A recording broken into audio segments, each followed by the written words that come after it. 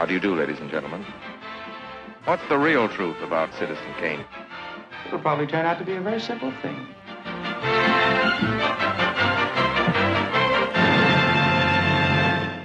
Hey everybody, we hope you're doing well. I'm Parker. I'm Max. And welcome back to another episode of Better Than Citizen Kane, the highly subjective show where we look at a movie and ask that titular question. Because when every movie ever made is a reasonable contender for the title of greatest film of all time, you have to wonder, better than Citizen Kane. This week we're spending all of our remaining money on food and bus tickets as we embark on a journey across Brazil by discussing Walter Salles' 1998 drama, Central Station, or as it's called in Portuguese, Central do Brasil. Very nice. No funny business this week. Nope, not a bit. Just a genuine... Well, okay, I did say we're spending all of our money on food and bus, which I forgot I'd written and almost left. I just wasn't ready to say, and this week we're spending all of our remaining money. Central Station. Thanks for letting me bring this to the show, Parker. Of course. Thank you for allowing me to. Of course. No, thank Parker you for has bringing it. Tight grip on that. That's true. Big censorship around here. Yeah. It's like code era, you know? If any listeners hear an errant squeak, my dog has decided that now is the perfect time for a squeaky toy. So. Oh, lovely. Yeah. Isn't it? Is it not? Is it not? I mean, hey, it could be. This week I was ready to introduce the squeaky toy segment. Oh, squeak! Oh, okay. Well, you should have told me, Toby. You didn't tell me. I didn't know. Toy. I've got a rosebud one and I've got a snow globe one. Oh, hey. Those go gangbusters, man. That's crazy. That's pretty good. That's pretty good. Where's all the Citizen Kane merch? Give it to me. Where's that Phantom Menace level Citizen Kane merch roll out, you know? Hey, I really want to see the KFC Taco Bell crossover for Citizen Kane. For Citizen Kane, yeah. Yeah, that would be fantastic, I think. Kane Crunch Wrap, you know? Hey, could be big. Wonderful. Thank you for being here.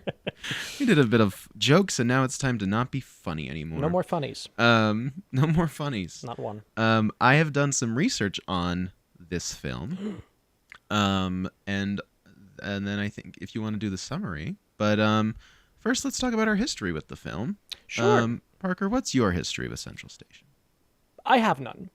It is entirely just that you have suggested this movie to me in the past, and I trust your opinion on films, and so I was like, okay, well, I think this might be worth checking out. And you specifically told me that you wanted to watch it on, for the podcast, and so I've been waiting. I've been waiting with bated breath for quite some time now, and here we are. For when I would finally bring it to the show.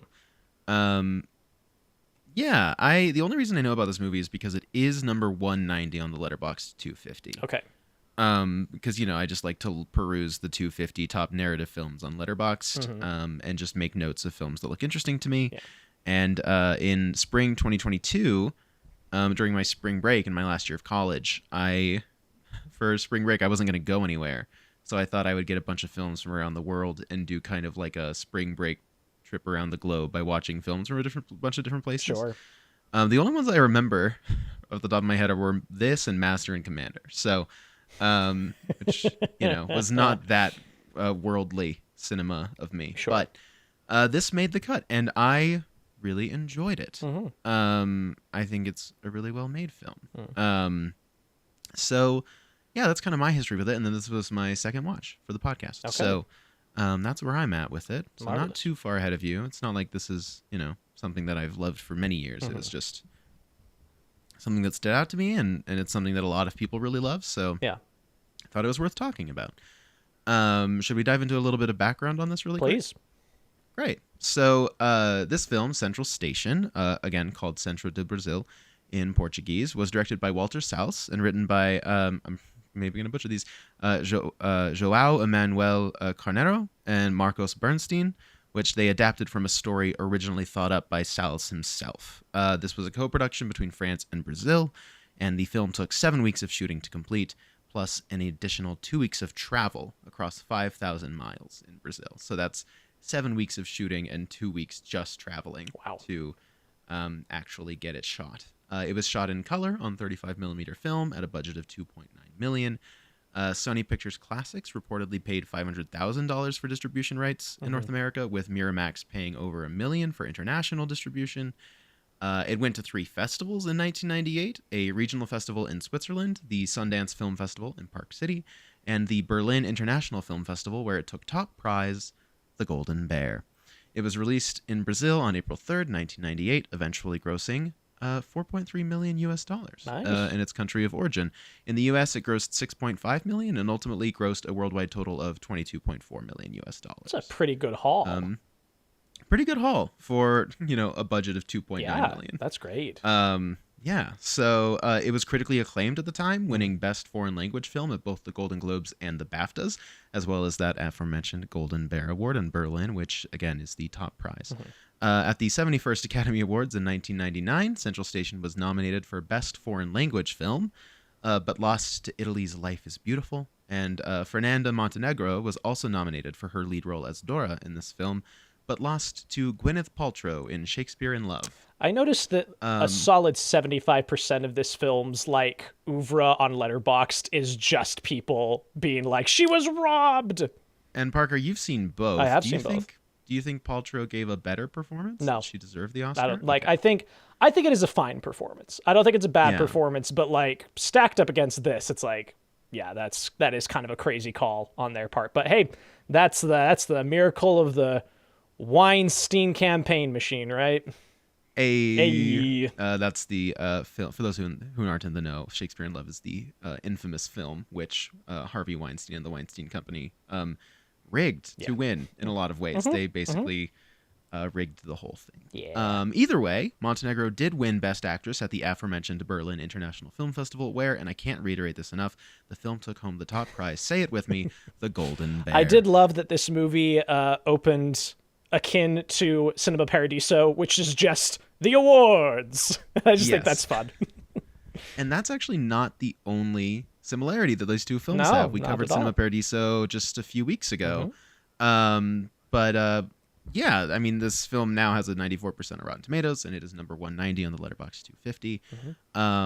And so this is where we kind of get into those similarities that we were just kind of diving into, which is, though he'd already directed several documentary shorts, both early in his career and between films, Central Station is only Salles' third feature and his second following the freezing of Brazil's banks. Okay. So in 1990, and this is all from an interview with IndieWire that Salles did in November 1998, kind of on the awards circuit.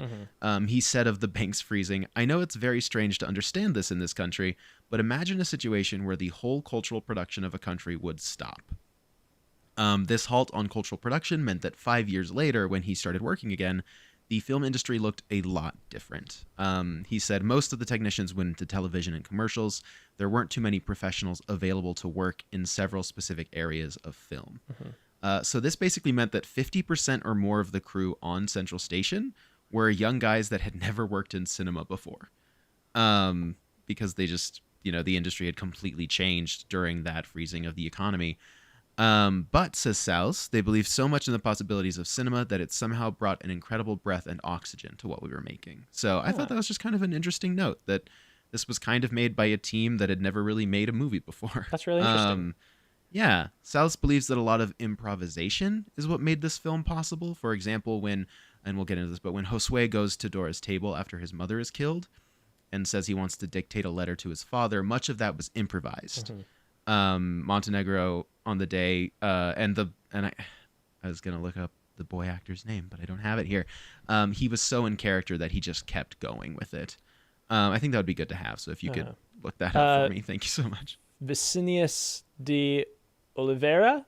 I'm sure I'm butchering that, sure. but yeah. Sure, but yeah, he was just so in character in that scene that he just continued. You can kind of feel it. That scene feels like it's kind of sprawling, but he just kind of kept going. They're like, all right, let's just keep shooting. We'll just have them interact with each other. Also, much of the letter writing in this was kind of improvised to an extent. They set up shop in the actual station, the Central Station in Brazil, I suppose. I didn't actually look into what station it was. With 300,000 people walking by, and they just started coming up and dictating letters. So I don't actually know for sure how many of those people in this movie are real people versus actors, but it feels like they all feel like real people. Yeah. In a lot of ways, stories feel a little written. So I don't know, but But yeah, there's just a lot of people who, like, even while they were filming, would just come up and be like, "Can I get a letter dictated?" Totally. So, I do wonder how many of them, like, I wonder if there's some of these that are like a When Harry Met Sally situation where, like, That's what I they're was real thinking, letters too. that somebody dictated, but then they, hire an actor to come and, do that. yeah. Of the improvisation and spur of the moment decisions, Salles said, "I think that if you want to do a road movie, which is by definition a genre in which the characters change in contact with the unknown, you have to be open to all of these possibilities. Because if you want to take the script and follow it line by line, I think you are dismissing the most interesting possibilities that road movies bring to you, which is the possibility to be constantly surprised." Yeah. And he kind of has a firm belief in kind of the journey into the unknown as kind of a cinematic thing, because he said in a 2014 interview by Remezcla, held at the New York Film Festival, he said, "Cinema for me is a journey into the unknown, whether it is in a geographical form or in any other form, but it has to convey that possibility. I would say that in Brazil, because of the continental size of our country, I am all the time facing unexpected situations, and I try to incorporate them into the films." So he just kind of has this really nice philosophy. It seems like a lot of it comes from when he was a kid. He moved around a lot because his father was a diplomat. So he would just end up in theaters all across the world just watching movies. So he has this really kind of, I don't know, kind of a wandering kind of feeling in a lot of his films. And he makes a lot of documentaries, which is thus like the kind of the connection that I saw with the director of Cinema Paradiso, where they both kind of got started doing these short documentaries and then moved into narrative features. But he has consistently made a lot of documentaries as well as narrative features. And that's kind of what he went on to do. But Central Station was his third feature, and that's the movie we're talking about today. So yeah, Central Station. Very cool. Before we get into a summary, Parker, what is kind of your general thoughts and takeaway on this? I thought it was very, very interesting. I think it's a really good... it's a good road movie, especially by that definition given of, like, characters changing in, exposure to the unknown. I think it does a really great job of that. I really love how grounded it feels at a time and place. Like, it feels, I've never been to Brazil, but, like, everything that I'm viewing and the little I do know about the culture in the area, it kind of feels how people talk about, like, slacker kind of defining a space and a time and an era. And I feel like this is like, this is very much what this place looked and felt like, at this time period. And I appreciate that aspect of it quite a bit. I like the central characterization. Like, I think I'm always down for an older person and a kid. That's just, it's an evergreen dynamic for me. And a lot of kind of the mainstream examples of the past few years have been an older man and a child, regardless of gender. And this was interesting to have, like, an older woman and a young boy. Like, that specific dynamic was very refreshing, and I thought it was really interesting to kind of see how that played out. Yeah. I also really love that,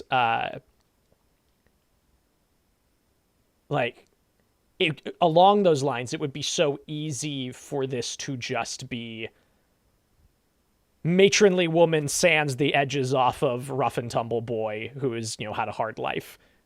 Right. And Dora's a bad person. Like, at the beginning of this movie, Dora is not a good person. And I like watching her grow. She kind of grapples with being a trafficker. Right. Yeah. Yeah.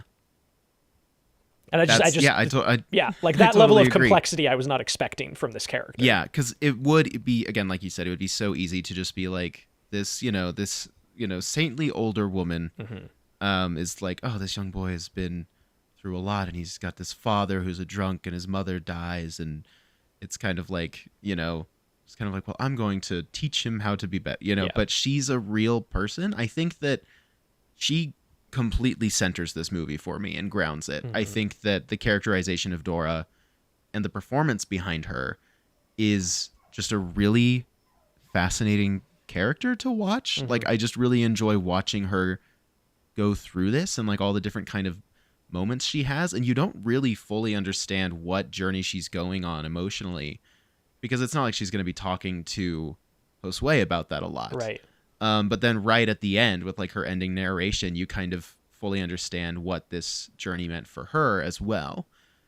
Because so much, like, you get a little bit of that with her interactions. Yeah, I just thought I think that character is what really makes this for me. Totally. For me, this movie dances between 4.5 and 5. I don't ever really feel super, like, emotionally connected to it because it's not something that I emotionally, I mean, obviously I have empathy for it, and that's kind of where that 5-star thing comes for me, where I go, this is an experience that I can absolutely understand and connect with, but it's not something that I'm, like, sobbing over in a way. And that's kind of how I usually view 5-star movies, is like, does this make me completely max out my emotional connection with the film? Right. Yeah. But I do think that for me, what it's doing works primarily because of that characterization you're talking about of Dora. Yeah. And that's interesting, and something I want to talk to you more about once we're done with the summary, because I know that that's your benchmark for 5, and so when I saw that you'd given this 5, I was so interested to talk to you more about that. So I'm excited to dive into that a little bit more. Yeah, it kind of dances between 4.5 and 5. Even this morning, I was like, should I drop it back down? But star ratings at the end of the day, what are they? What are they? Really? That's why we talk about film instead. In addition to, I should say. Sure. Great. If you don't mind, would you mind just kind of doing a summary, and I think we can talk about some moments as they come along? Yeah, I can totally do the summary. Great. So we open in Central Station, the Central Station of Brazil, and there's a lot of people coming and going. It's just a very bustling spot, and I believe we just open. I don't think we see Dora just yet. Like, we open on a woman dictating a letter, and she's talking about like her husband in jail, and she's like, "I'll wait for you. I think about you every day," or whatever. And we get a quick succession of all of these letters being dictated, of people, who are sending their love to family members, people who are pining after sweethearts, people who are estranged by distance or whatever else. And it's this very quick montage of stuff, and plucked in the middle of that, kind of not given a whole lot of focus compared to all the other stories. Right. Is Josué? Josué, thank you. Believe, Josué. yeah. So Josué's mom is dictating a letter to her husband, Jesus, and she's not being very nice. She's like, "Hey, you know what? Your son really wants to meet you. I keep telling him he shouldn't because you're good for nothing and you're drunk and you are terrible, basically."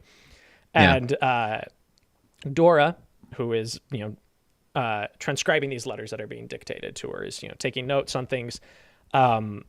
Helping with the woman's grammar a little bit as well, just kind of pointing out corrections. Very stern about it. Very much so. Yeah. And so she, finishes up the letter. She gives her the address. She packs it up. From there, we follow Dora heading home for the day, and she says goodbye to the people that she works with over at the station, and she heads home. And we see, like, again, just the really great texture of the city. Everybody slides in through the windows before the doors even open to try and grab seats and to make sure they grab a handlebar to hold on to and all these things. They're hanging out the windows. People are climbing on top of these trains. Like, it's just seething with people, Yeah. Dora goes back home to her apartment, and there we meet her friend, Irene. I feel it would just be how we how we pronounce it. And she's like, "All right, come and help me." And they go through the letters that she's written, and they're kind of just mocking the contents. And Irene seems kind of hesitant about it. She's like, you shouldn't do this, Yeah, I mean, they're having fun with it when it's like a letter from someone being like, "Oh, like, I think about you every night." Yeah, it's like, "Hey, I saw your ad in the personal columns, and like, you were the only one I was interested in." She's like, he wrote 9 others. Yeah, Dora's like, "Yeah, he wrote that to everyone." They're just kind of having a laugh. Yeah. And then Irene reads the one from Josué's mom. Right? Yeah, and she's like, no, you need to send this. And she's like, "What are you talking about?" And she's like, no, like, this is important. Like, you could help a family get back together. And she's like, "Fine, it'll go in my drawer." And she's like, "No, and you need to send it." She's like, "I'm either tearing it up or it's going in the drawer. Like, you pick." Right, because Dora's also like, she's like, "No, I'm helping her by not sending it. She shouldn't reunite with this man." Yeah, she's like, "Yeah, I'm keeping him away from her," Yeah. Yeah. And so she's like, fine, Yeah. fine. I'll put it in the drawer, relax. It's all good or whatever. Right. They have their little evening. Dora comes back the next day. Josué's mom comes back and is like, hey, I was a little harsh in my last letter. I'd like to write another one. Like, did you send it? And she's like, you caught me just in time. I haven't sent it yet. I'll tear up the other one. We'll just, we'll go do it right along. And she's like, okay, great. And so she writes a much kinder letter and says, your son would really love to meet you. I miss you a lot. Like, please come home to us. Yeah. And includes a picture. She's like, hey, can you put this photo in there, please? And it's a picture of Josué. And so she's like, yes, of course, puts it in her pile, takes her money, and she leaves. And Josué has had this little top that he's playing with, like keeps stabbing it into the corner of Dora's desk, and she, smacks it away or whatever. Him and his mom rush out into the crowd, and they're crossing the street. He drops his top, and he rushes back after it, and she stops to grab him. And as she does, a bus comes and hits her, and she dies. Yeah. And Josué, he's watching this happen and, is obviously very upset by this. Dora kind of hears the commotion from outside, and she's like, what happened? She's like, oh, a woman was hit by a bus. And she's like, oh, well, that's too bad. Not really putting two and two together yet, but just knows that something happened. And then we stay with, does he go straight? Yeah, does day pass yet? This is a moment that I really like. I can't tell if it's supposed to be that night has hit. I don't think so, because they make more of a point of, but there's this great moment, and I love this when a film is like warm and brightly saturated and kind of warm, and you can feel the heat of it, and then when they draw that back and make it a little more like cooler tone, like it's just nice coloring. Totally. We get that quick shot of Josué like sitting on a bench alone crying. Yeah. And there are a lot of men around him watching him and like kind of eyeing him, people eyeing him. Which, by the way, his superpower, this actor in the movie, is just like when he turns the tears on, it's heartbreaking to look at. Like he just looks, and he's not like sniffly about it. He's not like sobbing. It's just, he's so passive, but just these streaks of tears down his face is just so upsetting. It's really upsetting, really effective. So he kind of is alone for a bit, and we kind of get this sense of like danger for him. Right. He can't be alone in this market. And that's when he goes to back. He goes back to Dora, and he's like, I need you to help me. I need to write a letter to my dad, tell him that like my mom's not well, she's sick. And she's like, well, do you have money? He's like, yeah, I have money. She's like, no, you don't. Like, I can't help you. I'm sorry. And she's like, do you have anybody? And he's like, no, like I have my mother. Write the letter. Like he will not accept that this has happened. And she has to shoo him away and be like, look, I can't help you. You don't have money. And he asks for the letter back too. Right. The letter that they wrote that morning. She gets on the train at the end of the day. He follows her. He like races down the track as she gets on the train and just keeps staring at her. Train outpaces him. And he spends the night in the station. He just kind of wanders around and tries to find places to hide. You see the station attendant shooing out a bunch of kids as they're closing up. There's this really potent shot of just this wide shot of like a mural on the wall in low light, and he's just curled up in a ball at the base of the floor, just like so tiny and helpless in the frame, and just looks so pitiful, Yeah. I want to say really quick, I want to highlight the direction here. I feel like there's a lot of really great frame and framework on display. Like so much great stuff, even just down to like the way a door closes and like you can still see like Dora's face and like, or maybe it's his face. And then there's like a shot of like through a circle we see I was going to bring that one up. Pedro. Later there's one of that. And I love that shot. I love the circle. The iris is really great. Yeah. I just think that like Walter Salles has like this really wonderful use of like, again, like I said, like the frame and frame. And like, I think it's pretty well shot. I think so. It looks really nice. It's really nice to look at. It's without being too flashy also. Totally. It successfully made it onto my list of those kind of crunchy 90s warm film look that you and I talk about all the time. It's absolutely like in that vein of just like, man, I just love looking at this thing. Totally. That kind of mastery we had gotten over film stock right before the change to digital happened. Yeah. Totally. I think it looks really great. God. I wish we'd stayed in there a little bit longer. So the next morning, Dora's there grabbing some food, and she sees Josué, and she tries to give him some food. And he's like, I'm not hungry. I'm not going to eat. And she's like, fine. I'm not going to force you.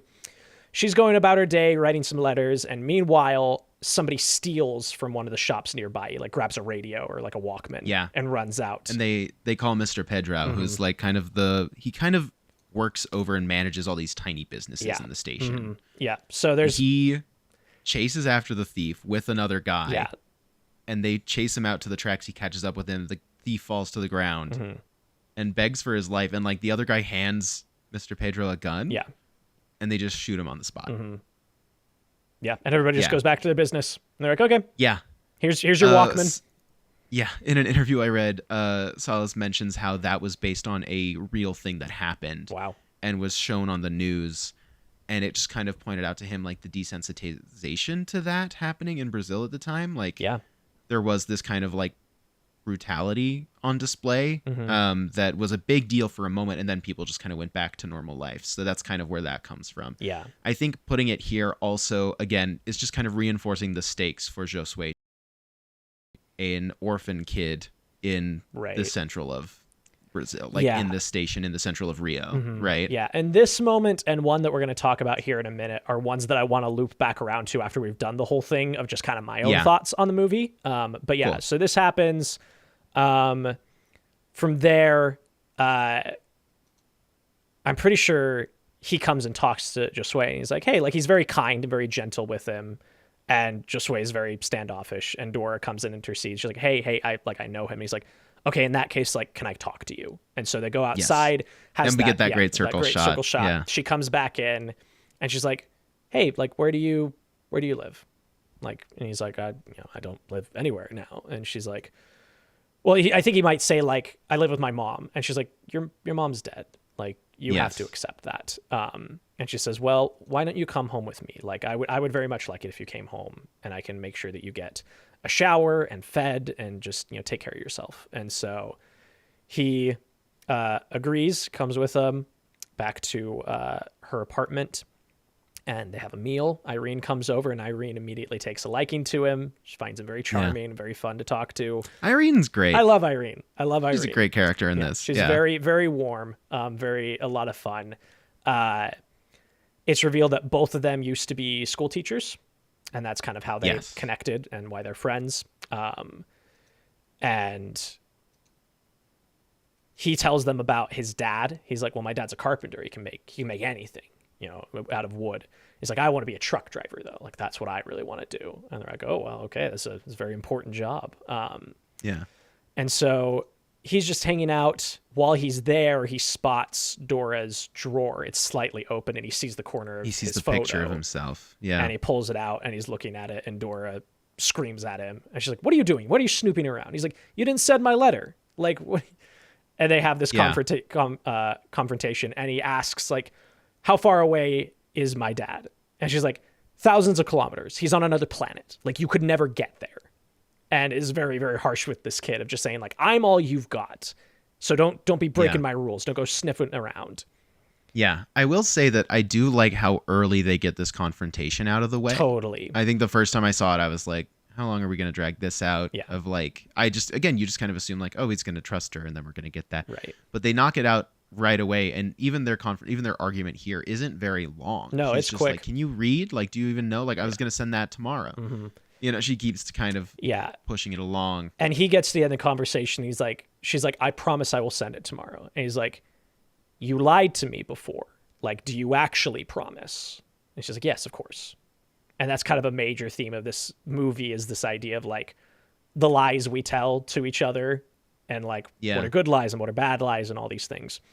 So the next morning they go, and she's like, hey, I've got a friend who really wants to meet you. Like, I've got a place we're going to go check out. So they go, and they meet this woman at her apartment, and Mr. Pedro's there. And it's kind of sold as if it's a children's home, essentially. Like, hey, we are the interim between us and foster families. There's a girl playing with like some toys in a room nearby that like Josué notices and looks at. Yeah.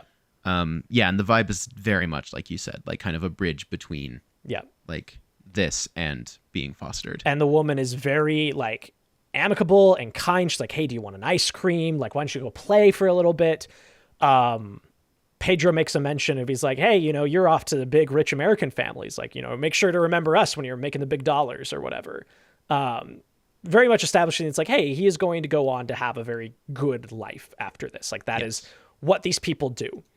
And the first kind of inclination you have that something isn't right is that they give Dora $1,000 for bringing him there.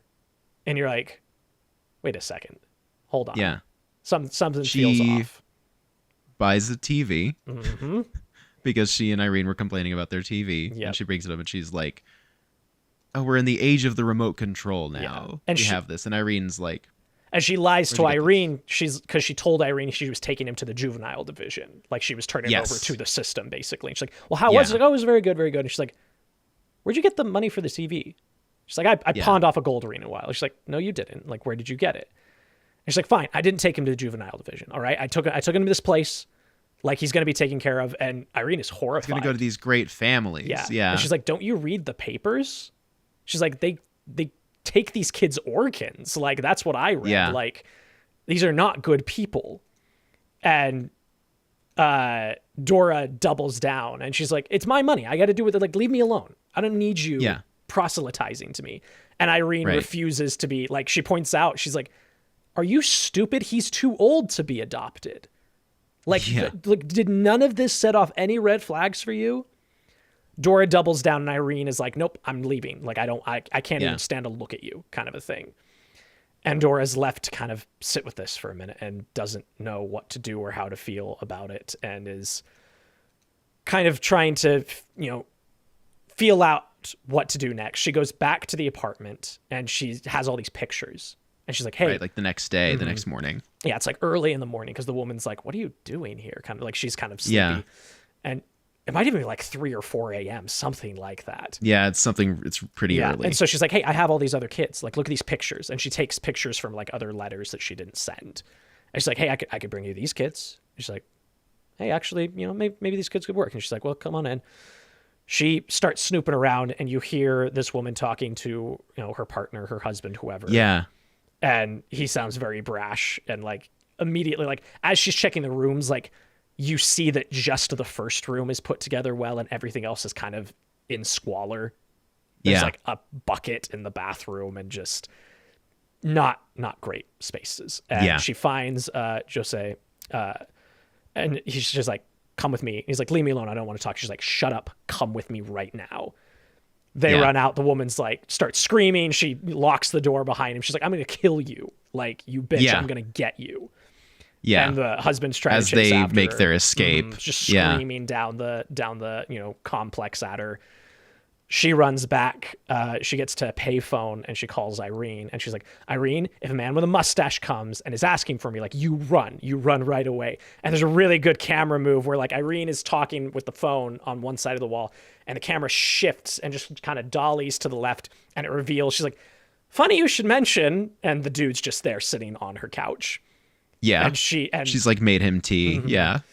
And she's like, okay, tell me something ridiculous if he's there. And she makes up some story about like, oh, you still at the army base? Is your hot friend there? All this stuff. And she's like, shit. Okay, cool. Yeah. She's like, stay safe.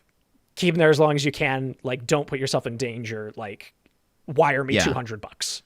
Yeah. And she like cleverly asks if Josué is with Dora as well. Yeah. And Dora's like, yeah. And so she's like, wire me $200 to this city. Mm-hmm. Yeah. And then they're off. Yeah, so she buys a ticket. She says, we've got 2 of them. We're going to go. I'm going to get you down to your dad because you can't stay here. And I need to leave town for a little bit too because, like, things are bad. Josué is pretty reluctant about this. He's like, I'll just go by myself. And she's like, you can't go by yourself. You're a kid. Like, I'm going to go. And I can't remember. I know that he asked this question later, but he might ask it here as well. I was like, why do you care? Like, why are you coming? And it's some form of like, well, I just, I can't let you go by yourself. Like, you're a child, I want to help, basically. Yeah. But there's this kind of like tug of war between them where he is just so defiant and against her that she continues to have these moments. She's like, fine, go on your own. Yeah. And then ultimately she's like, okay. Yeah. Cause they argue and he gets on the bus by himself and then she plops down next to him after she's like, oh, fine, I can't just do this. They go on the bus for a little while, have some conversations about traveling. Very, it happened one night. Very much Just so. Yep. People celebrating and singing and talking on a bus. Yep.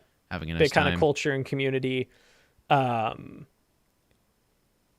He asks a really funny question about like, how do they know how long a kilometer is? She's like, well, it's 1,000 meters. He's like, right, but like, how do they know? Like, how do they know when it's been a kilometer? And she's like, they make it up. Like, it's, that's it.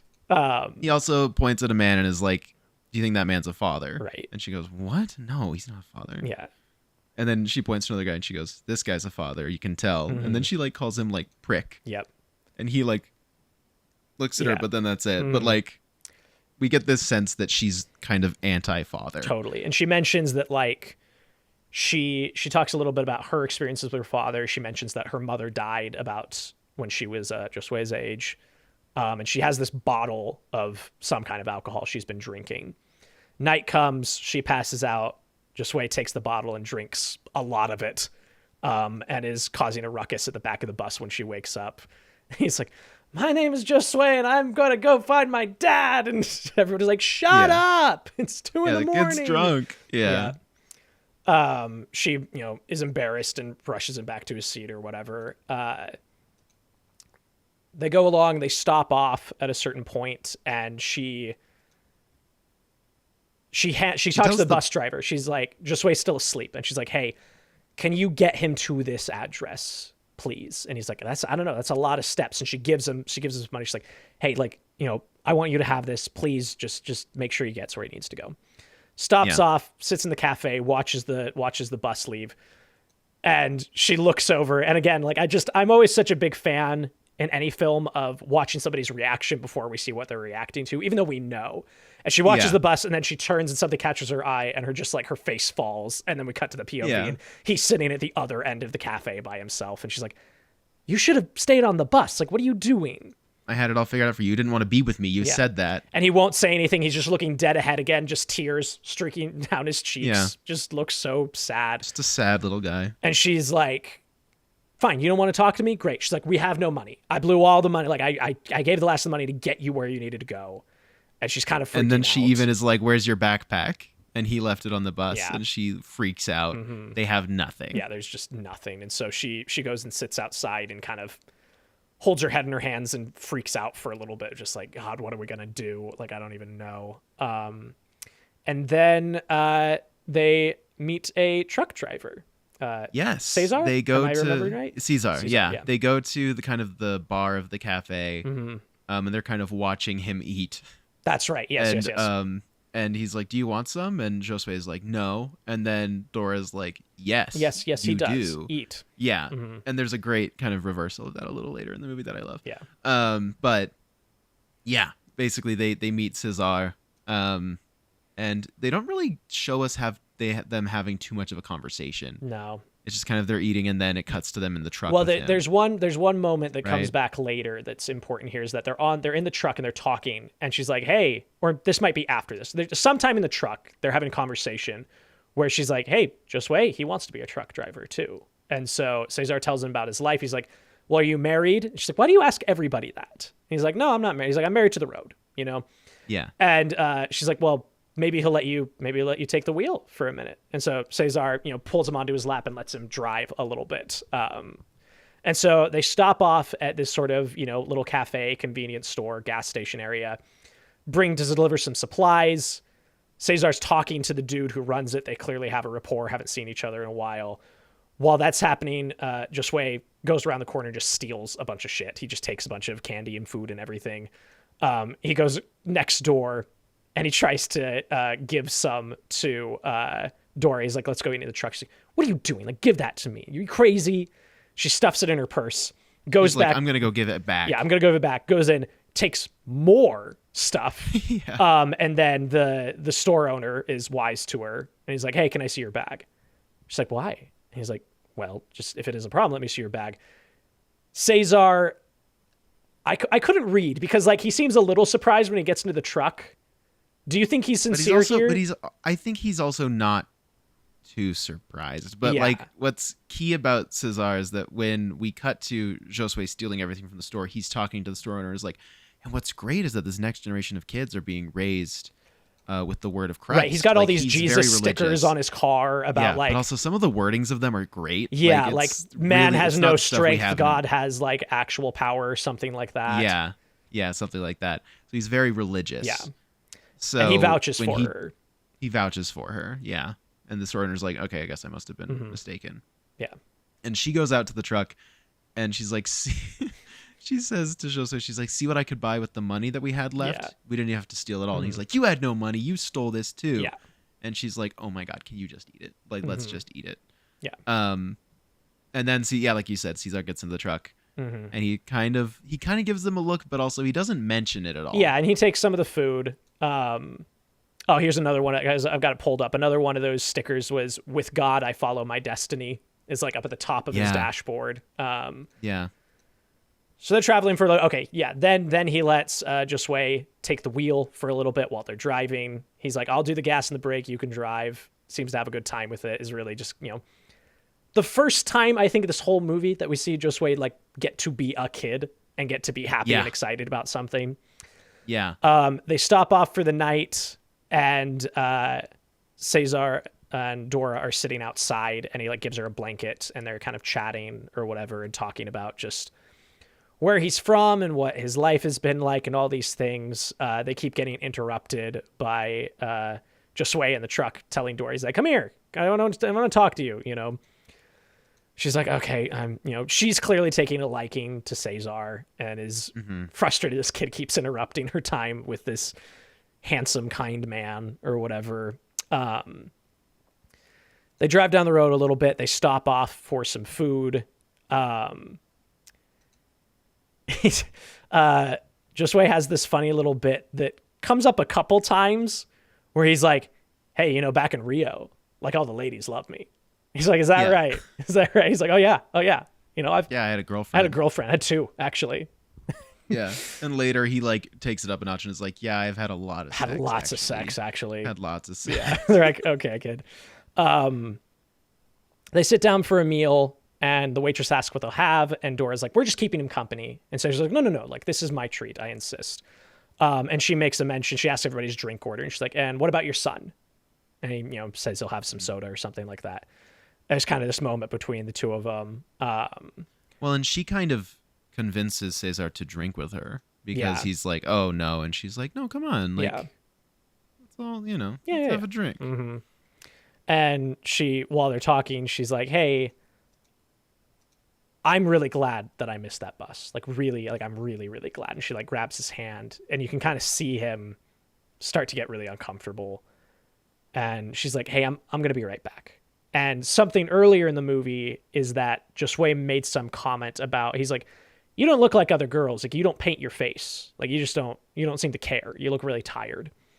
Yeah. She's in the bathroom, and a young woman comes in and is fixing her makeup, and she asks, hey, can I borrow your lipstick? She's like, hey, it's basically the end of the tube. You can have it. So she puts on a little lipstick and, smiles at herself. A little bit of his blush. Mm-hmm. And... She's like, okay. And she comes out, and Cesar is gone. And she looks over. Driving away.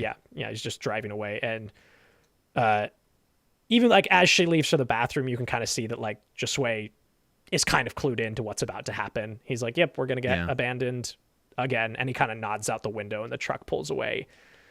And there's a really great shot of her through like the slatted window where it's like split into 3 divisions of like her eyes are multiplied, like her whole face. Her entire face is covered by the glass window, but you can see like her forehead and her kind of mouth. And she just sobs. I really like that shot. It's a really good shot. I think it's really great. I really like that shot. And I think what's really interesting about this movie is that it's not like she's, like she's in her 60s in this. Like Fernanda Montenegro like is in her, like she's middle-aged, and I just think that there's something really powerful to me about telling a story in which, a 60-year-old woman who obviously is kind of tired and doesn't have anyone in her life, but she's kind of like she allows herself in this moment to kind of like feel herself again and be like, no, I can be pretty, like I can do this. And then for him to abandon her, like it's just such a, I don't know, it's like, I think that's a really nice beat. It's really sad that like this is how it goes for her, but I like seeing her kind of, I don't know, like feel something again because it seems like she's just been so jaded by life. Yeah. And that's even shown through like she dictates these emotional letters for people, but she keeps them in drawers and tears them up and laughs at these people for feeling these things. And it just feels like such a unique version of that arc of like a character learns to feel again. Totally. You hear the plot of this and you go, oh, okay, so like an old jaded character, learns to see the world through a new lens by hanging out with a kid.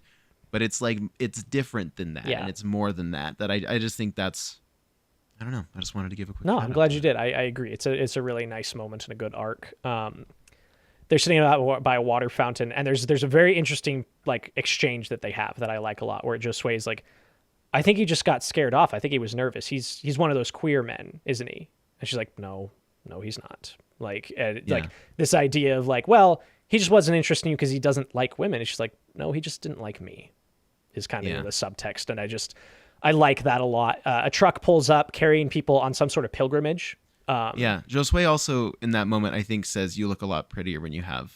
Yeah, I think he does. On. I think he makes so a comment I think about it. For her, obviously it's from like this kid, but like he still kind of gives her that of like, oh, like, yeah, cool, This truck is there, and she asks for a ride. And he's like, hey, it's $8 a person. And she pawns off her watch. She gives him the watch. She's like, hey, can we just have a ride? Another really great shot of just this static shot of everybody on the back of this truck singing. And Josué joins in. He's like, oh, my mom taught me this song. And slowly Dora just like hides her face with her hand and is just kind of crying this whole time. And is just kind of exhausted. Like she looks tired. It's like a traveling church choir. Yeah. Basically, right? They're singing like hymns as they go. They stop off for a rest stop, and her and Josué go and sit on top of this hill, and they have this. Sorry, go ahead. Please. Sorry, they have a. Sorry, I want you to finish what you're saying, and then I'll talk about what I'm talking about. Oh, just they have this conversation, and they're sitting up there, and at a certain point, he asks, he's like, "Do you think they gave her a decent funeral?" Talking about his mom, and Dora's like, "Okay, come with me." At the bottom of the hill. Okay. Yeah. I really like the crane shot on this. Like, I like that it kind of moves up. Yeah. As they walk. Like, it's nothing crazy. It's nothing like mind blowing. Like you've never seen this before. But I just feel like there's a really nice, simple elegance. Totally. To how it's shot, and that shot really stood out to me. Where I was just like, yeah, that's just nice. Yeah, because they're up at the top of the hill. It kind of cranes up, looks around, and there's the little church down at the very bottom. The church at the bottom of the hill. And it's really nice. Yeah. Yeah, I just think it's really nice. It is really nice. And out front, they have, I'm sure there's a specific term for it, but there's a pole where people have left ribbons and, statues of the Virgin Mary and lit candles and all these things, like basically just leaving offerings, essentially. And she's like, here, take your mother's handkerchief, tie it to this post. And he ties it.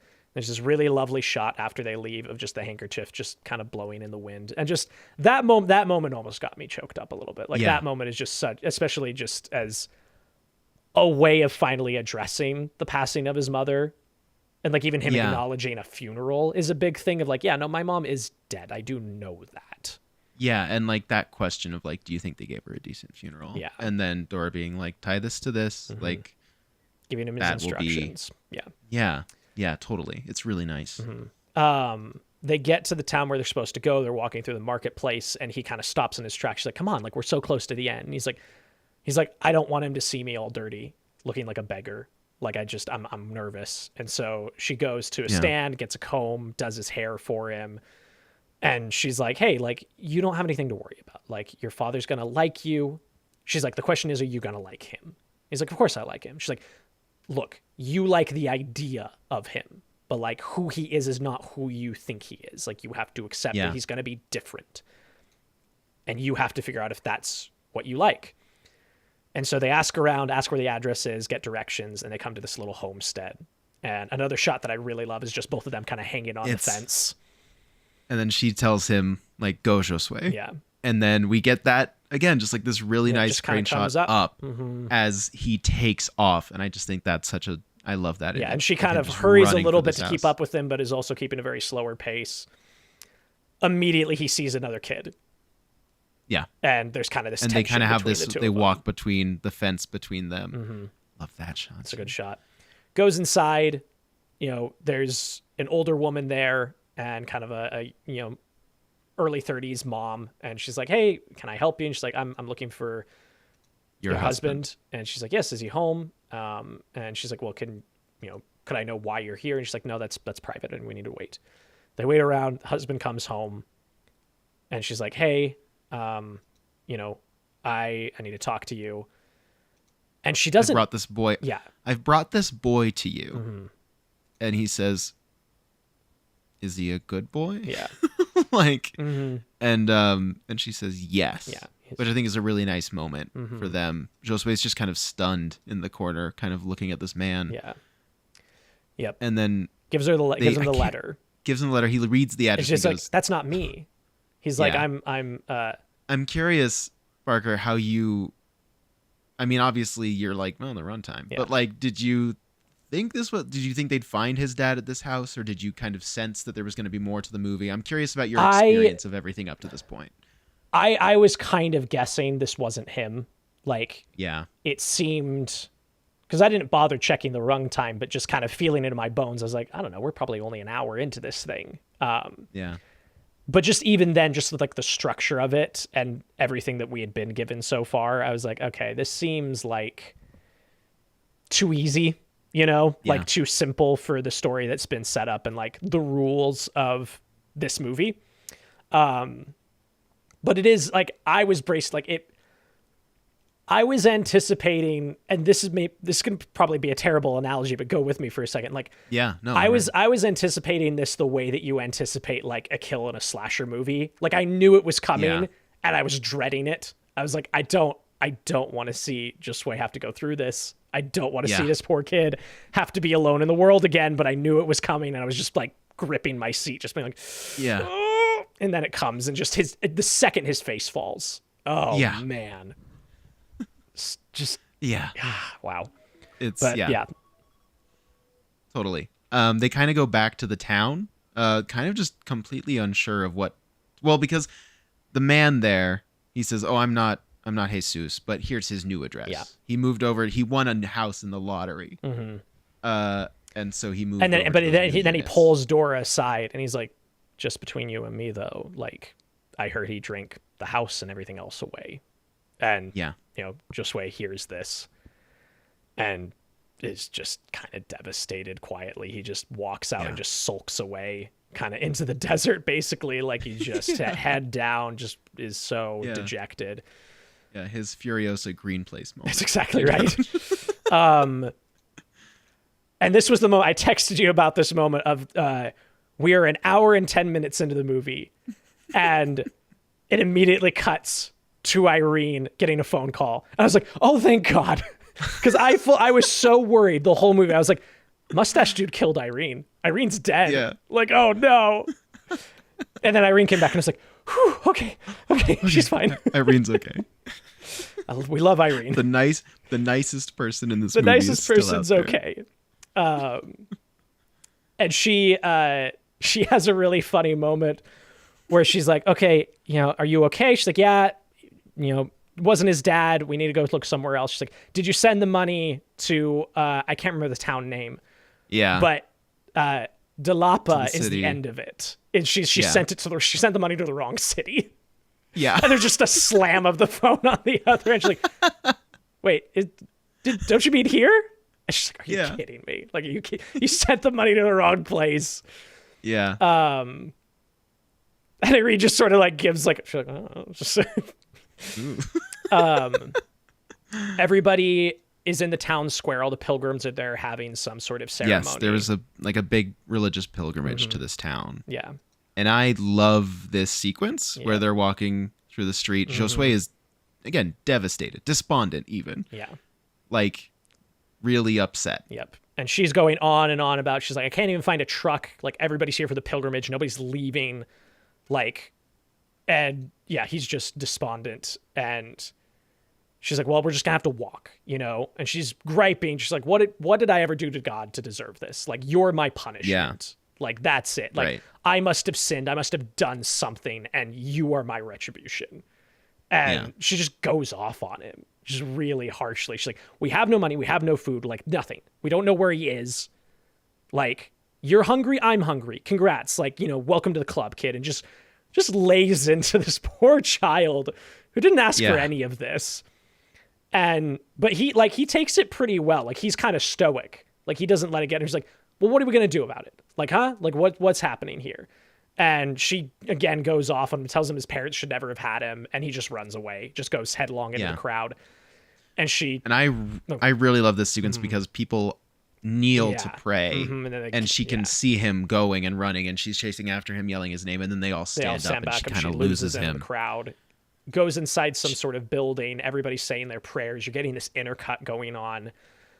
She starts to, like, the filmmaking starts cluing you in that something isn't right, that she's really lightheaded, she hasn't eaten, all this stuff. Angles start to skew, the editing quickens in its pace. I love the spin in that room full of photos and stuff, because it's all these people who've brought all these photos almost of like their dead or of their loved ones and all these things.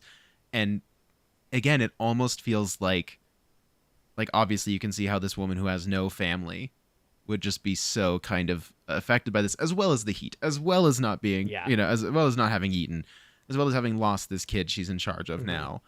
I just love that spin, and then she collapses. Yeah, I think the build up to that kind of release is really great. It is. It's very well executed. She collapses to the ground. Josué comes around from out the corner and like sits and checks on her. Fade to black. This movie does like 3 or 4 fade to blacks, which is kind of an interesting stylistic choice. And it's the next morning, and another really lovely shot of them just sitting together on the side of the road, and her head is laying in his lap, and he's just like gently stroking her hair. And it's just a very nice visual. She wakes up and is like, oh, crap, like, I'm so sorry. They go to the market, are looking around, trying to figure out what to do. And Josué spots a photo opportunity. Somebody has this statue of a saint, and a woman asks, like, how much for like a picture with the saint? And he's like, $3. And she's like, that much? She's like, well, like, can I send like a note to the saint for that money too? And he's like, nope, just the picture. And she's like, okay. And Josué immediately like picks up on the grift, and he's like, hey, you need a letter written? Like, he sets up a booth where he grabs like a stool right next to this guy's photo booth. And he's like, hey, she can write a letter. She'll dictate, dictate to her. She'll write a letter for you. We'll get it sent off. $1 for the letter, another $1 if you want us to post it. And people start, like, he's out there hawking on the corner. He's like, letters, get your letters right here. Yeah. Which I really enjoy this moment of, because they've, like, I had not thought about them writing letters at all. Like, I had not considered it at all. I think the movie does a good job for me. I'm curious to see what you're about to say, but it does a good job of like distracting me with like how tough the journey has been, and how focused they've been on Josué and everything, and just like how hopeless it all feels. That the first time I saw this, and even this time, I just immediately perk up of like, oh yeah, okay, yes, of course. Like, that's really fun to just be like, oh, let's get back to what you do, like your grift basically, to make some quick money. I'm glad to hear it worked for you. That was one of the things that kind of stuck in my craw a little bit. It was just sitting in the back of my brain. I was like, she can do this anywhere. Like, and I go, like, it's one of those things that I just turned my brain off to, because I was mostly just enjoying their dynamic and the story as it was happening. But I think once, like, because it wasn't when they were on the road, I was thinking about it, because it's like, there's nobody here. Like, that doesn't work. But as soon as they got to town with all the people, and like she's there with the comb before they're going to meet her dad, that was my brain was like, oh, there's lots of people here. They could make some money. So I caught it like maybe, I don't know, 10 minutes before the movie got there, but like didn't ruin the movie for me. You're just smarter than me, Barger. So that's the master's degree at work, baby. That's the master's degree. I can't compete with the master's degree. You can't compete with the MFA. Barker goes, oh, I see. Oh, I see what they're doing here. Yes. Oh, story and film. It's still very satisfying. And also, like, of course. It's a really good moment for the characters, and also just like, this is another moment that almost got me, like, a little caught in my throat, of just seeing this montage of people, and just things like, people seem a lot happier here than they were in Rio, where people are like, hey, I came here to fulfill my vow. Like, I'm going to find you. I'm waiting for you. We're writing from you, Dad. We're doing super well here. Like, can't wait to see you. Like, everybody just, there's there's a zest for life in this montage, and just like the innate humanity in letters that I love so much in this. Which is what you alluded to in your review of like, be right back, gonna write some letters to my friends. Yeah. And that's, I think, what really works for me emotionally for this film, which gets it up to kind of where it sits for me. Totally. Is like just this idea of like people seek connection. Even Dora, who is kind of like, I don't have family, I don't have anybody, like that's fine, I got rid of all that. Yeah. But like at its core, this movie is about the need for family, the need for friendship, and the need for connection and community. And I think that, I don't know, I just really enjoy how it kind of explores that through letter writing, but then also through the characters and what they're searching for. Yeah. But yeah, it's a great, I love both letter writing montages. Yeah, I think this one especially, like you said, like just kind of the joy of it is really exciting. Totally. So they've got a big, wad of cash by the end of the day. They're like, hey, we can get some food. We can get a hotel room. Like, this is great. And they're walking past vendors in the evening, and Josué spots a dress, like a blue dress. And he's like, I want to get this for you. Like, this is my gift to you. And I love that he fully takes like his ownership of half of that money, and she doesn't. Like, it's never a question of like, well, I did all the work. Like, there's none of that. Like, it's just like, yeah, no, that's your money too. Go ahead and buy me something. Buys her this dress. They go to the hotel room, and he's sorting through the bag, and he finds the stack of letters they wrote, and he kind of begrudgingly tosses them in the waste bin. And she's like, what are you doing? No, give me those. And he's like, well, what are you going to do with them? She's like, I'll take care of them later. Like, you don't need to worry about it. Yeah. And he's like, okay. There's also a great sequence in this hotel room. There's just a great shot that I think is so funny. Yeah. When he's like washing his hands, and he kind of like looks out the door, and he sees across, or in a mirror, in a reflection, or across the room or whatever, Dora is like changing, and just the face that he makes is so funny, where he's like, ooh, like, and then like turns away. Like, it's really funny. I just think it's so funny. That yeah. He comes and lays in the bed with her, and that's where they have the conversation where he's like, do you wear a slip to bed? And she's like, well, of course. Like, what? I'm not going to sleep naked. He's like, sleeping naked's better. She's like, you're here. Yeah. He's like, I've seen naked women. I've seen loads of naked women. It's a funny little conversation. But he kind of has this like, he's like, yeah, I've seen a lot of women naked. I've had a lot of sex. And she's like, oh, I didn't know I had such like a. She's like, wow, I have a grown man here in my bed. My goodness. Yeah, wow. Yeah, and it's cute. Yeah. The next morning, they're waiting for the bus. He's asking how long it's going to take, and she's just fixated across the road as the post office. And she's like, "I'll be right back." And she goes across the way. The bus pulls up, and he's like yelling for her. He's like, "Dora, Dora, the bus is leaving." They get on the bus. They go to this next town over, which is supposedly where his dad won this house in the lottery. Another really good crane shot here. They get there, and they're talking to the guy, and she's like, hey, where is street F or whatever? He's like, it's the paved one. It's, a few blocks down. Yeah. There's a guy working on the roof up on top of the building. Yeah. He says that. And then So he cranes up to that guy. He answers the question, and then it just keeps going up. And you just see this whole development, all these new houses. Like these kind of like pink and blue kind of pastel houses. All have this kind of orange tile roofs. But they all look the same, and it's just rows upon rows of them. And Josué makes a comment about it. He's like, they all look the same. And she's talking to him and is telling him, she's asking, well, do you remember your father? Like, are you going to recognize him? And he's like, I sort of, but it sort of gets blurry. And she tells him a story about her father and how, she left him when she was 16. She left home, and then she saw him in the street years later. Yeah. And he didn't recognize her, and she said, do you recognize me?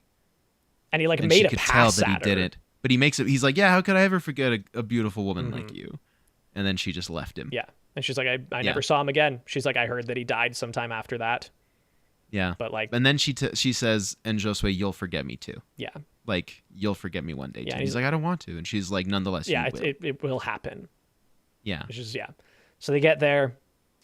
They go. I thought this was another, my favorite thing about watching foreign language films is always getting a peek into just the way others' cultures operate. That's my favorite thing about film is it is a time capsule of how human beings interacted and the things we did and how we, the ways we loved each other and the ways we lived. And it's all encapsulated in film is these little pockets.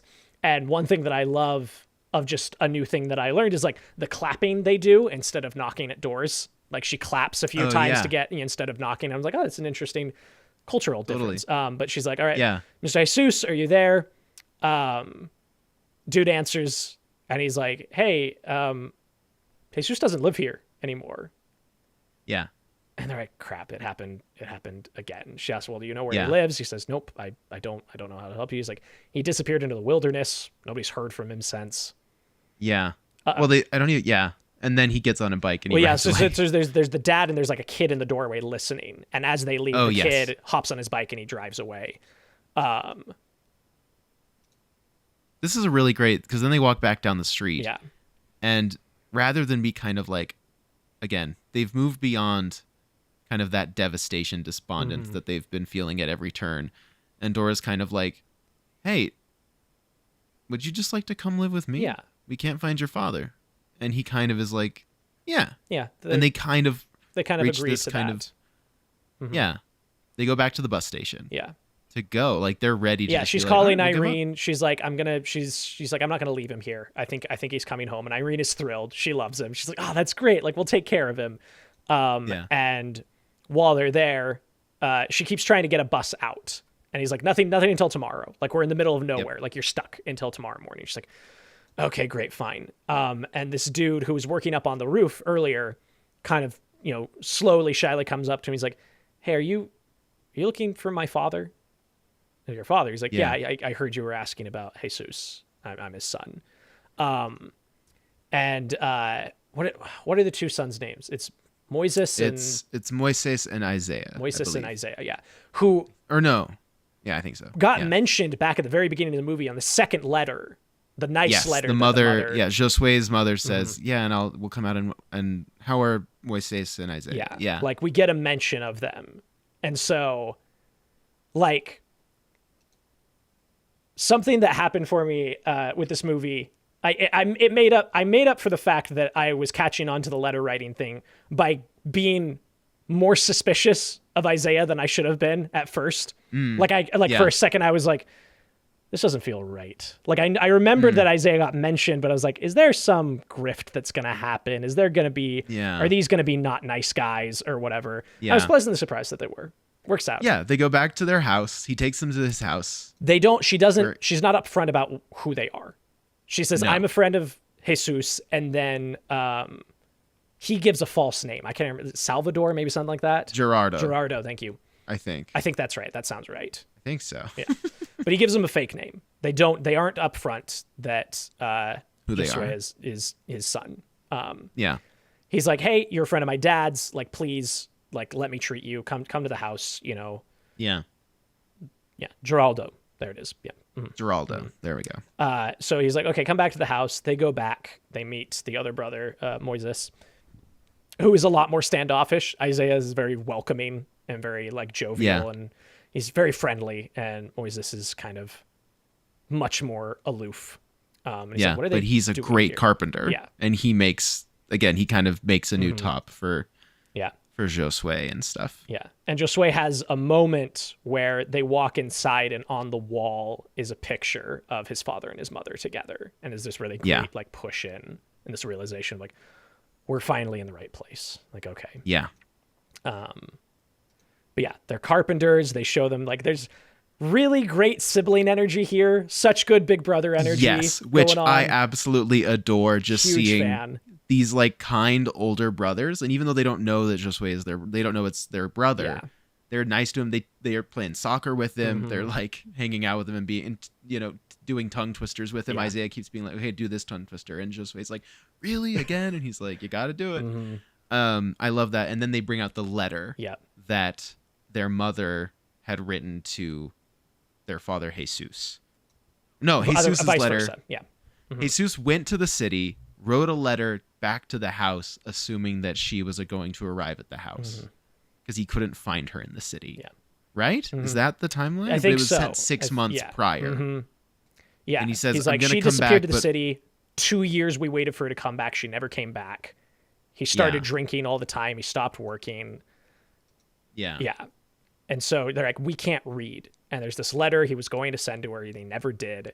And Moises is like, it's none of her business. Like, why should we trust her? He's like, we can't read. Like, I want to know what's in this letter. Yeah. And so she reads out the letter and she talks about how, he writes that he's like, hey, I tracked down a letter writer. I just wanted to tell you, like, please, like, come. Like, I want you to come here. I want you to be with us. And she has this moment where she's listing down. She's like, and be here with me, and Isaiah and Moises. And, she kind of catches, Josué. She pauses. She looks. She goes, and Josué, and Josué. Yep. And I love her repetition of it. Yeah, and basically just this idea. And then he mentions in the letter also that when he comes back, he might stop and work in the mines for a month or two to get money. So they're like, maybe he'll come back. And Dora is very much like, but is like, maybe. Afterwards, go ahead. I love that. It's a really nice scene. I just really love the brothers' reactions to that. Yeah. Sorry, go ahead. No, just the following scene is Dora and Josué sitting outside in the evening, and he's like, did my dad really say he wanted to see me? She's like, of course he did. He's like, no, he didn't. Like, my name, I know you, like, my name wasn't on that letter. Yeah. And they just kind of leave it ambiguous, Yeah, we don't actually know. Yeah. But what do you think, Parker? I think he doesn't even know that Josué is alive. Like, I think, because, like, they know that they got word that, like, she had a baby, that, like, she was pregnant when she left, but, like, I don't think he knows him at all. Like, I fully think she put his name in the letter, and, like, I think he will be happy to see him. He seemed to be well taken care of. Like, I don't think he's the bad father we've been led to believe. But I do. No. My interpretation is that she added his name because she's like, I'm not just going to leave you out of this list. Yeah. What do you think? I don't know. I agree. I also enjoy the ambiguity of whether he actually will ever come back. This idea of, like, maybe he did just die on his way back. Yeah. Working in the mines or drinking or whatever. But there's just kind of this sense of hope, but also potential that maybe it'll just be them. So I kind of like both ambiguities here at the end. Yeah. What I really love, though, is right here at the end is they all go to bed, right? And they give Dora, their father's room or whatever. She, early in the morning, she puts on the blue dress that Josué bought her. And she steps out and she places the letter that the mother wrote up there with the letter from the father. Both letters basically declaring the love for the other parent. Yep. Right underneath their portrait. Right underneath their portrait. And that shot almost gets me. There's something really about nice that moment. shot that really almost gets me, just because, again, just like this, like, these letters that confess love and say, like, I want to make this work from both of them, but they both never received them. So they'll never be together again. And that that pulled at my heartstrings. Yeah, it's pretty especially with then going to the three brothers laying together and Josué's between his two older brothers, and you just finally feel this sense of, like, oh, he is where he's supposed to be. And, like, these brothers are so, like, they seem so responsible and kind. Yeah. And Dora leaves and she walks down the road, the paved road with all of the houses, goes to the bus station. Josué wakes up pretty soon after. Yeah. Realizes she's not there. Takes off after her. And while she's on the bus, she starts writing a letter, which we get in voiceover narration. Yeah. Where she starts writing him a letter the minute she's on the bus. That basically just explains, like, I never knew my father. I left my father. I've forgotten my father, and I regret that. I think she says a line like, I miss my father. I miss everything. Yeah. And that also really kind of gets me. That line really stuck out to me. Like, this notion of, like, she spent the whole movie being like, your father is nothing. And then in the last act, we get this revelation of, like, oh, she also is projecting onto Josué. Because she writes in her letter, she's like, I fully believe your father's coming home, and he is everything you've ever said he is. Yes. And she talks about, she's like, my dad drove trains, and she mentioned that earlier in the beginning of the movie. She's like, I would visit him, and he'd let me blow the whistle. And she said, someday when you're driving your big truck down the road, remember that I was the first person who put your hand on the wheel. Yeah. And like that also almost got me. I was like, oh, yeah. wow. And then she says, look at this picture of us and never forget me as well, which is, again, a nice... I long for my father. I long for everything. That's what it is. And I'm just like, that gets me. Yeah. And it's something that I can't even really quite, feel yet at the age that I'm at. I think as I get older, I might feel this more.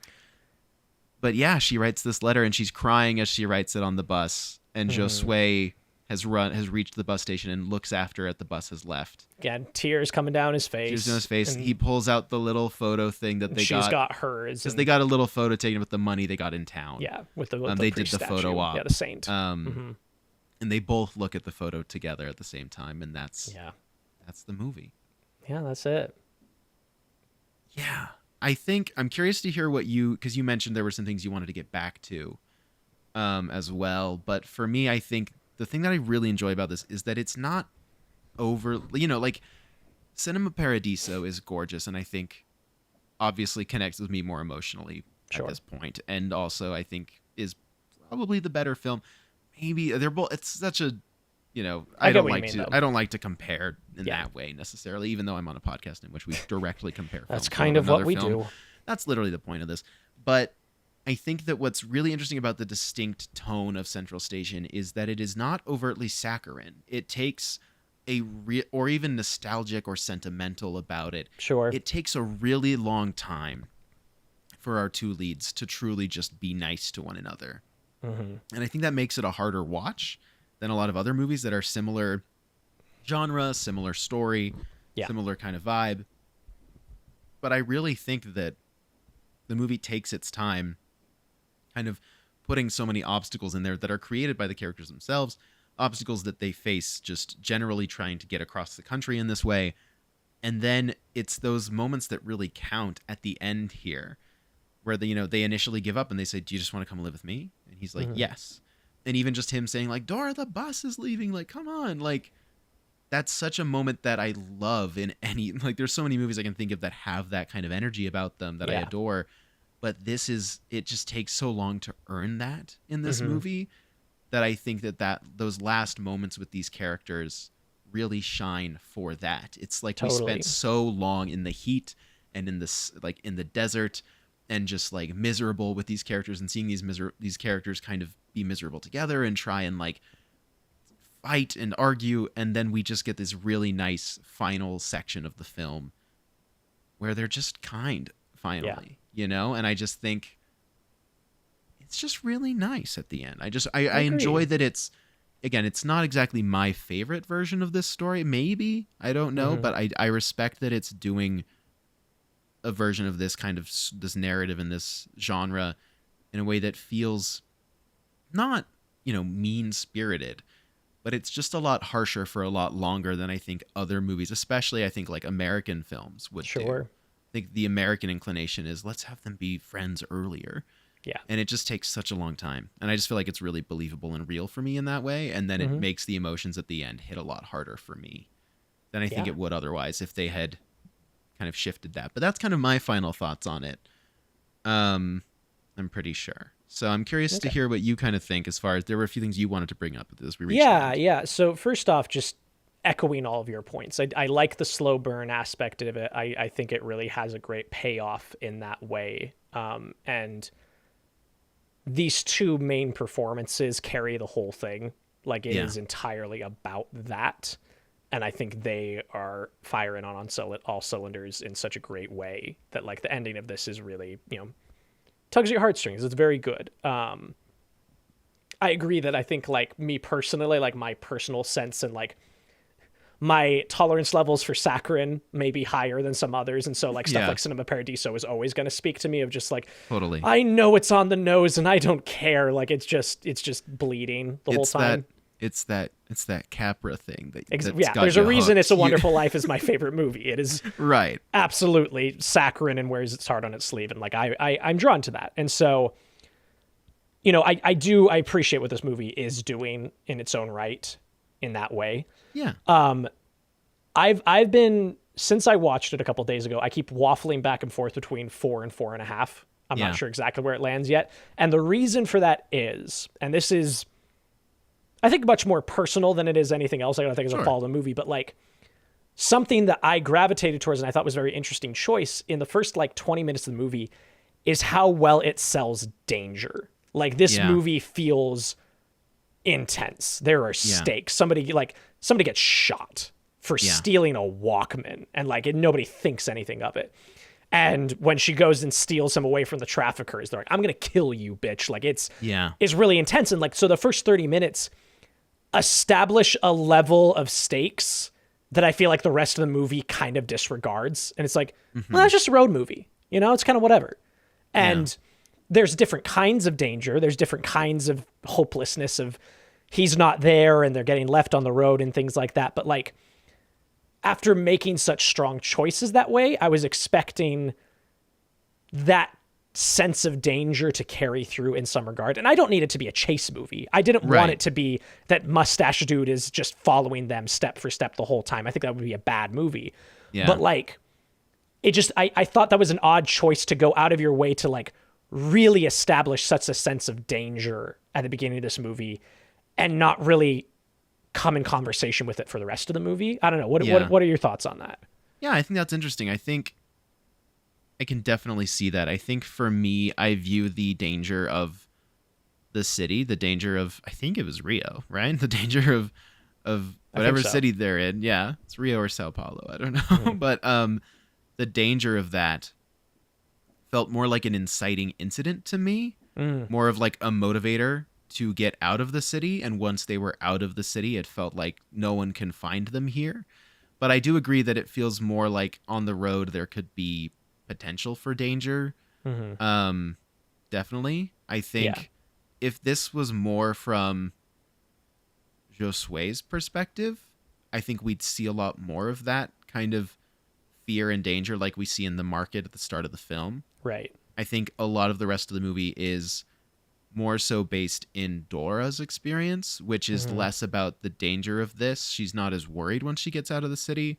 Yeah. It's more about, okay, now I'm stuck with this kid, but also like reckoning with her own experiences with her father and also at her like identity as like a middle-aged woman. And can she, you know, does she want love from a partner or love from a father figure? Like, what does she need? What does she miss? Totally. And I feel like there's definitely, it feels like there can be a disconnect there. I think my understanding was always just that the danger was in the city. So that once they got out of the city, I was like, okay, we're away from the danger. Sure. Something that has always stuck for me is she's going back to the city. Yeah. And I always kind of go like, has it been long enough? Like what? Yeah, are you okay to like are you they okay knew to go? They knew where you lived. Like they went straight Right. to Irene, you know? But then I think also she tells Irene at one point to like, you know, Sell sell her my stuff. fridge, sell my stuff. So I don't know where she's gonna go next. Right. Yeah, that's a good point. But I think I don't know. I think that's an interesting point. I appreciate you raising that point. I hadn't considered that, but You know what it is, as you're talking about it might just be that I'm watching this in such close proximity to It Happened One Night, which is a bus movie that goes out of its way to like keep weaving the overarching narrative back in of like, oh, they're going to get caught. Like that is always hanging over it. Is like somebody's going to tell a reporter, somebody's going to rat him out. And like that, Right. even though you have fun bus times, there's always that question looming over it in kind of an interesting way of like, you know, the guy recognizing her and having to be, you know, spooked off by Clark Gable and all these things. For sure. So I think that's the only reason it's on think- my mind right now is that I watched that like 2 weeks ago for the first time. Right. But I do think that's still like a valid point. I don't know if it's like, you know, obviously I don't know if that's what the movie was ever trying to do. Sure. But I do think that like the question that it's more interested in looming, it's like looming the question that they're looming over these characters isn't a question of, oh, are they going to be okay? Right. It's, are they going to find home for Josué? Totally. Right? Like that's the stakes of the movie. Yeah. Is his father really who he thinks he is, and can they even find him? Right. And so I think for me, hitting the danger note twice is what drew my Early attention on, to it. for sure. If it was just the kid getting shot or if it was just getting chased by the traffickers, I think I would just, I would be able to be like, okay, it's just But you almost danger were of like, the city. okay. Yeah, I was like, okay, pattern. Okay, Yeah. danger. And so when that didn't go anywhere, I found myself being like, huh, that's odd that doesn't come back in any way. But I agree. I agree fully with your points about like inciting incident, and I do think the movie is about, is there gonna, like, the danger is there a home for Josué, and that Yeah. is the movie I'm interested in, and I'm so glad that 2/3 of it is that. So I Right, just thought but- it was odd that like the stakes are so high to like kick us off of that. Totally. Yeah. I feel like that danger is almost more so to get Dora to Right. to go with Josué. That's kind of where she's like, I have to come with you. Totally. And he's like, why? Yeah. And she's like, I just feel like I have to. Yeah. Yeah, Just I think a that's little I think thing I that's fair. noticed. I think it's a fair thing to bring up. So thanks for bringing that up. I Yeah. appreciate it. Well, criteria time or any other thoughts? Yeah, I just kind of want to end it with one more quote that I thought was Please. relevant to what you were talking about with like watching a movie that kind of, you're like, oh yeah, this is how people in another country, Yeah. another time kind of talk. There's just this quote from Walter Salles that I just really like, which is, he says, remember that cinema is a way to understand that the world is a little bit ampler than you thought it was, a little bit larger than you thought it was. That's important. And I just thought that was a nice quote. That is nice. Very I like succinct that. way of putting that, of just kind of, because this movie kind of gives me such a window into another country, another time, another place, and I feel like it does a really great job of like planting me in this place. I think it kind of immerses me in the journey, and I think that's something that I just wanted to give a shout out to. Yeah. Yeah. Very The nice. criteria. Historical or technical relevance? It's Citizen Kane. Yeah, I mean, like the historical discussion around this film is entirely about the Oscars. Yes. Like that is It the is. discourse that exists around this movie, and so I think Kane, easily. Yeah. And again, it is interesting that this film was created with a crew that was a little less than like Yeah. like they'd never made a film before. They I do a think good that's- job though. I think they stretch their budget well. I think the direction and the camera movement are really well done. Like like I would never have known that. Yeah. So I think it absolutely deserves its praise, but it doesn't bear any relevance on yeah, impact on film history or anything like in the way that Kane does. right. So yeah, How was it doing what it's trying to do? I think it does what it's trying to do really well. I mean, it seems like, they wanted to explore, kind of, it's a road movie that kind of plays to the genre, which is to say Salles' understanding of the genre, which is kind of characters changing in contact with the unknown. Mm-hmm. I think that they tell a really interesting and exciting story based around that concept. Yeah, I think so too. I think it's like we just said, it's really, really well made. It feels like it has things to say about Brazil and like the society there and kind of their culture. I didn't look too much into that, but it gives a very strong sense of place and Totally. time and culture. I don't know. I didn't look too much into like what he was hoping to get across with this, but overall, I would say that I feel like it's doing what it's trying to do very well. What about I think you? so. I think it is. I think it is doing what it's trying to do very well. It gets what I gathered to be the themes and ideas, and like from what you told me from your research. I think it's doing it very well. Yeah. So I would point to Central Station. Yeah, I think so. Yeah. I think so. Yeah. Okay. All right. Yeah. I mean, Um, if not us, many Letterboxd community members agree. Yes. I mean, Citizen Kane, I don't think is currently on the Letterboxd. Yeah. Okay. How are you connecting with it? How was it connecting with you? It connects with me to the extent that it pulls at the heartstrings. Yeah. I find it very, it's just a nice thing to watch. It's kind of a hard watch as far as like the content and the relationship there, but it's like aesthetically and visually, it's very beautiful. Sure. Like I said, I feel like I'll connect with it better as I get older, I think. Yeah. Right now I'm between the two leads. I am neither child nor middle-aged person who longs for everything. Sure. Maybe I'll never reach that point. Not to sound like I just mean that maybe I'll never long for everything. I guess I just mean that like it's not the movie that I connect with the most. Sure. But that's not the question. So I would say that I connect with this very well and engage with it in the way that it wants me to. Yeah. Probably more so than I've connected and engaged with Citizen Kane in the way that Citizen Kane wants me to. I can see that. I would say. Yeah. I think. Yeah. What about you? I would agree. I think it's like a 70-30 split for me. You know, Sure. like it is close, but I do think I'm connecting with this. This is just more my kind of movie. Yeah. Just like, again, aching, sincere humanity movie, you know? Yeah. And that's what I enjoy and that's what I gravitate towards. And so I'm connecting with this far more than I connect with Citizen Kane. Yeah.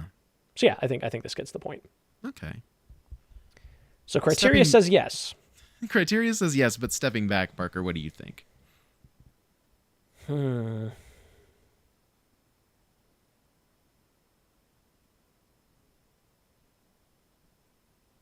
This might be a very unfair comparison to make for a plethora of reasons, but I'm going to make it anyway. I think Kane is the better first feature. Like I know that this filmmaker done documentary work before, yes, but like you said, this is his third. Okay, but the crew you talked about, like yes, the saying crew. that, like this is like a very green crew, Which I did want to mention specifically because Citizen Kane was also very much crewed by folks who had not made a movie before. right? Yeah, and so Yeah. like with that in mind, that kind of sitting in the back of my brain, I think taking a step back, I think Citizen Kane is still probably the better movie, especially on that merit of like, Yes. kind of a bunch of newbies making a movie for the first time and kind of defined what narrative film looks like, Yeah. you know. It is. But like, and this is very admirable. It is very well made. yeah. I would be thrilled if my first feature looked and felt anything like this, you Yeah. know. Or even my third or any of my features. Exactly. Yeah. Because once again, not every film is trying to rewrite No. film history and how we make films. And Citizen Kane wasn't either. But yeah, I'm surprised by this for me because I agree with you in that I feel, yeah. Wow. Yeah, and again, like me Yeah. personally, I would probably rather turn this on than Citizen Kane if I just Right. want to watch a movie. But taking a step back and kind of trying to put my objective rather than subjective cap on, Yes. it feels like it has to go to Kane. Sure. Yeah. But Great. Hey, you know what? I agree. all right, we've reached an accord. We've reached an accord, which is that Central Station is not better than Citizen Kane. It's not. Good movie though. It's a good Recommend checking movie. it out. Yes, and I'm glad that I finally got you to watch it. I'm glad you watched Me it. too. I'm glad Thanks you for liked introducing it as me. well. I did enjoy it. Yeah, it's a nice film. Nice movie. I enjoy it. I'll be very curious to talk with you about where this falls in our Letterboxd list. Maybe I'll plug our Letterboxd list. I created a list on my Letterboxd account, which is the BTCK ranking. Go check it out. Go check it out. You can see where we've ranked all of our Updated films. bi-weekly. Updated bi-weekly. Sometimes before the episode goes out, but I've been trying not to do that. Because otherwise, what's the point of listening? To quote Maestro, you got to rein it in.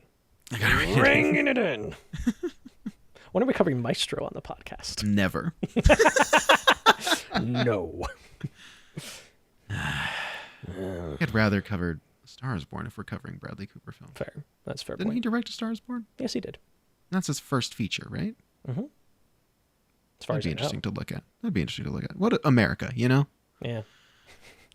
Okay, well, that's Central Station. Thank you guys so much for tuning in, as Thanks, always. folks. Max, what are we checking out next time?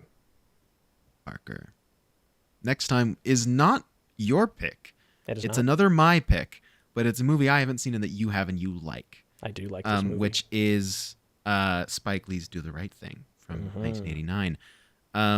Just as a heads up, the episode will probably be going out a few days after the Monday. So typically this would go out July 22nd.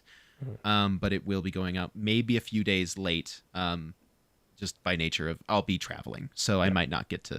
Yeah, Max might have the opportunity to see this in theaters, folks. I might have an opportunity to see it in theaters in New York, Crazy. baby. So, Baby. so it'll be worth it. But I'm excited to watch. I'm excited to discuss. I'm very excited to talk to you about that movie. I think it's going to be good. Yeah. So I tune think in next we'll time for Do the Right Thing, and thank you so much for tuning in this week. We'll catch Thanks, you next folks. Bye.